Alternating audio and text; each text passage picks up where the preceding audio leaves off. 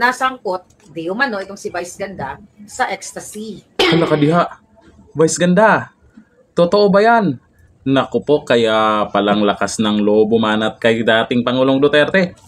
Baka galit yan dahil alam naman natin si Tatay Digong ay galit sa mga gumagamit ng pulburon.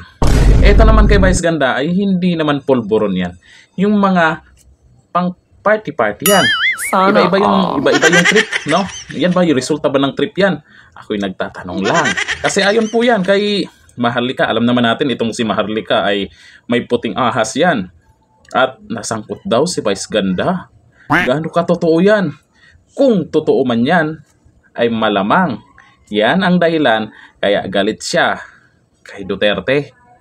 Kaya pala, ibig sabihin yan, nung panahon ni dating Pangulong Duterte, ay kaplastikan lamang yung pagbait-baitan niya.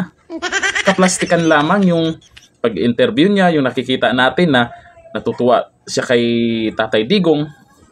Hindi pala totoo yun. May galit siguro siya. Ano nga ba? O ito, panoorin po natin ang paliwanag po ni Maharlika tungkol po dyan sa pagkasangkot ni Vice Ganda sa eto. Ang issue ko kasi, dito kay Vice Ganda, sabi ni Sally Kigochi, Adictus Benedictus din si Kabayan Bani. May nag-message sa atin. So tanong natin itong si Vice Ganda, si Vice Caballo. So totoo ba na nung panahon ni ni Noy Noy, actually kinakarma sila, no? Bilog talaga ang mundo. Nakita niyo yung sitwasyon ni Chris Aquino ngayon or even before. 'Di ba? Alam niyo kasi yung mga naglapastangan, nagwalang hiya sa Pilipino, may karma talaga 'yan. Kasi Vice Ganda o Vice Kabayong, hindi na kailan naging maganda 'yan. Kakarmahin din 'yan. Parang sila sa Tanas. 'Di ba? Kakarmahin lahat 'yan. Pati mga alpot, okay? Na mayroong na ginagawa nila yung sinasabi nga ni Edwin Amora, deflection tactic yung ginagawa nila. Ganon din ang ginagawa ni Bangag, 'di ba? Dito mamaya malalaman niyo kung ano yung sinasabi kong deflection tactic ni Bangag. Ngayon, nasangkot, di umano, itong si Vice Ganda sa ecstasy o Vice Caballo, sa ecstasy nung panahon ni Noynoy. At inareglo nitong nakaratay sa bed na si Chris Aquino. Di umano, according to message sa atin. So kung totoo ito, kung totoong nasangkot siya dito sa ecstasy, no wonder galit na galit siya kay Pangulong Duterte. Si Vice Caballo ay karapatan niyang magdadakdak kung anong sasabihin niya. Pero yun nga, ginamit pa niya dyan sa konsyerto niya, di ba? Tuloy, maraming nag-boycott sa kanya. Pero, tama si Spokes Harry Roque, nakakulong na nga yung Pangulong Duterte ay binababoy pa niya. Ganyan kababoy. Ano bang expect mo kay Vice Caballo? Di ba, sino mga binaboy niya? Sino yan? Si Jessica Soho. Ang baho mo, Vice Ganda, ayan, umaalingaw-saw na. Sana naman magsalita ka tungkol dito sa sinabi ni Maharlika. Kung tatahimik ka lang, ay iisipin ng karamihan. Totoo yan. Kahit ako naman gusto ko pa rin na malaman ang katotohanan. Paano? Magsalita ka, Vice Ganda.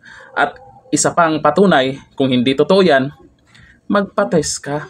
Oo, yung Pangulo natin, ewan ko lang kung bakit ayaw eh. Pero kung ikaw, ayaw din, karapatan mo yan. Pero hindi mo mawala sa aming isipan na ikaw ay gumagamit din ng ganyan. Sana Buti naman hindi ka nagaganyan. Siguro, iba yung sa kanya, yan yung resulta. Mahilig mambastos, manlait, walang preno, kahit wala siyang pakialam kung may saktan. Yung iba naman, ang trip din, gumaganyan. Iba-iba pala yung trip niya, no? Ano ba naman tong mga to?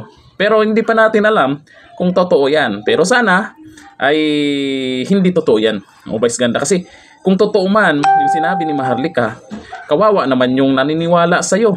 Yung tuwang-tuwa sa'yo. Tawang-tawa sa'yo. Nagpapalakpakan pa habang may nilait kang iba. Nagpalakpakan pa habang may binastos kang iba. Ano kaya kung yung nagpalakpakan o yung nagtatawanan, sila naman bastusin mo? Kaya mo. Di ba? Dating Pangulo nga, kaya mo. Yung mga supporters mo pa kaya. Huwag ka nang mahiya. Gawin mo na. Walang makakapigil sa'yo. Karapatan mo yan na mambastos, na mamahiya, na manlait. Karapatan mo yan. Pero karapatan din ng karamihan kung ikaw pa ba ay suportahan. Karapatan din ng karamihan na ibalik sa'yo yung ginagawa mo. Huwag naman sanang idamay yung nanay mo. Pero karapatan din ng iba yan kung sino yung gustong idamay nila. makaganti lang sa'yo. Kaya naman pala, demonyo kung mag-isip ka. Hanggang dito na lang. Thank you. Bye-bye.